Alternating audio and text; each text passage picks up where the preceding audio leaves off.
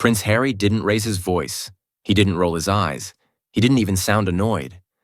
But somehow, one casual sentence about gumbo managed to light the internet on fire.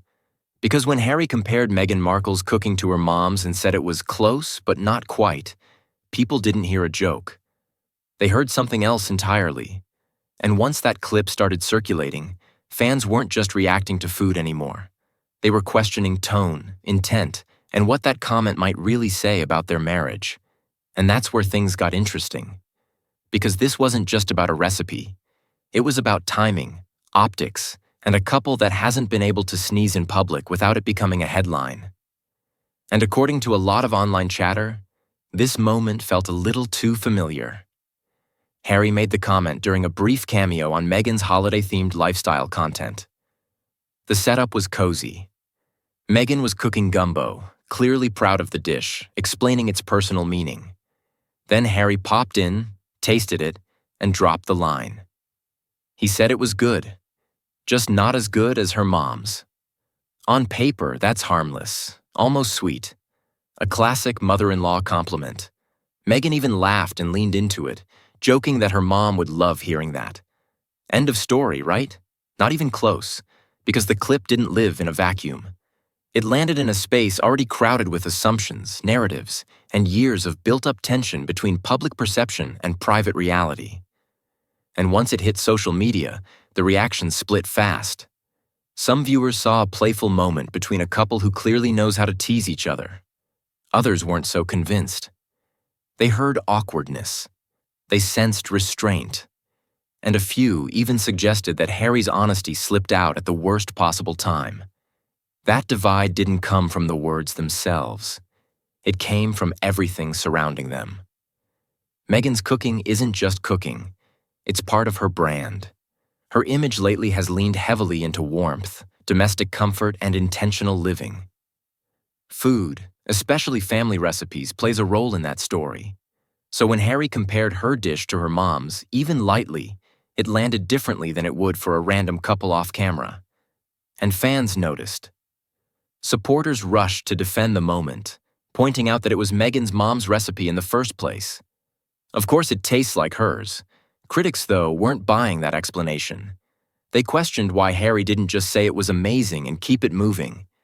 Why add comparison at all? That's when people started digging up old clips. Because according to online speculation, this wasn't the first time Harry's humor didn't quite land the way people expected. Over the years, there have been moments where his jokes felt a little too blunt, or his tone slightly off. Comments about Meghan being bossy, awkward laughs in interviews, pauses that felt heavier than intended. None of these moments prove anything on their own. But together, they've fueled a narrative that some viewers can't let go of. The idea that Harry is more sarcastic than people realize.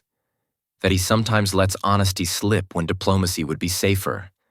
And that living in a carefully curated public image might be harder for him than he lets on. Again, that's speculation. But it's speculation that spreads fast, especially when it's fed by moments like this. What made the gumbo comment stand out wasn't just what he said. It was when he said it. This was a polished holiday segment, designed to feel warm and aspirational. Every word mattered. And Harry's comment cut through that polish in a way that felt unscripted. Some fans loved that. Others saw it as a crack. And once people start looking for cracks, they tend to find them everywhere. There's also the larger question of balance. Harry and Meghan have spoken openly about controlling their narrative and stepping away from constant media pressure. But paradoxically, that makes moments like this even louder. When most of what we see is intentional, the unintentional stands out. A joke that might have passed unnoticed years ago suddenly becomes a talking point. And then there's the family angle. Comparing a partner's cooking to their mom's is one of those universally risky moves. Even when it's meant kindly, it touches something emotional. Food is memory, it's identity, it's comfort. And when cameras are rolling, those emotions don't disappear just because everyone's smiling. Some viewers related instantly. They'd been there. They'd heard or said something similar and felt the shift in the room. That relatability pulled people in deeper, making the moment feel bigger than it was. But others think there's another layer entirely.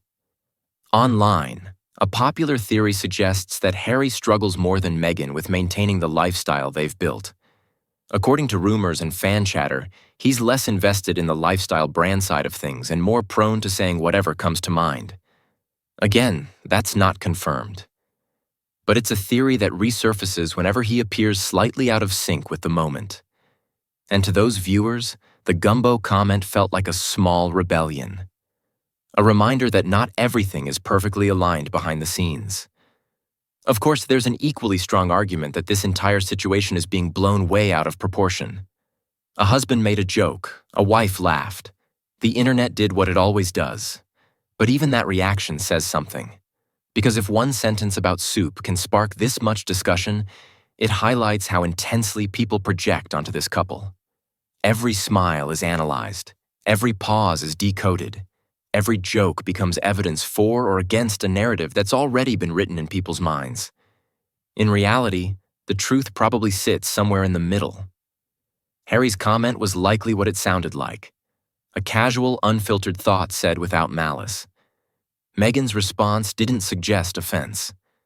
And no amount of internet debate can fully capture the dynamics of a real relationship. Still, moments like this linger because they feel human. Slightly messy, not perfectly polished. And maybe that's why people can't stop talking about it. Because beneath all the titles, headlines, and branding, it was just a couple, a recipe, and a joke that didn't land the same way for everyone watching. Whether it was harmless banter or a tiny glimpse behind the curtain depends entirely on what you already believe. And that's the real story here. Not the gumbo, not the comparison, but how easily we turn ordinary moments into something bigger, especially when they involve people we think we already understand. And chances are, the next time Harry makes a joke, people will be listening even closer. And what really keeps this moment alive is that it taps into something much bigger than a single comment. For years now, Harry has been walking a strange line. On one side, there's the life he stepped into with Meghan. Carefully produced, intentional, brand conscious, and constantly under a spotlight that never really turns off. On the other side, there's the version of Harry people remember from before. The one who spoke first and cleaned it up later. The one who didn't always filter himself. Some fans believe that tension still shows up in small ways. Not in dramatic blow-ups, not in public arguments, but in moments like this, where his instinctive humor slips out before the polished version can catch up. And when that happens on camera, it doesn't just register as a joke. It registers as contrast. That contrast is what people keep reacting to. According to reports and long-running online discussion, Meghan tends to be far more intentional with presentation. Everything has a purpose. Everything fits a larger story. That doesn't mean it's fake, but it does mean it's controlled. Harry, on the other hand, has openly admitted in the past that media training and restraint never came naturally to him. So when he makes an offhand comment, viewers aren't just hearing the words, they're comparing energy. And that's where some of the discomfort creeps in. A few fans even pointed out how quickly Meghan redirected the moment. She laughed, acknowledged the comment, and reframed it as a compliment to her mom.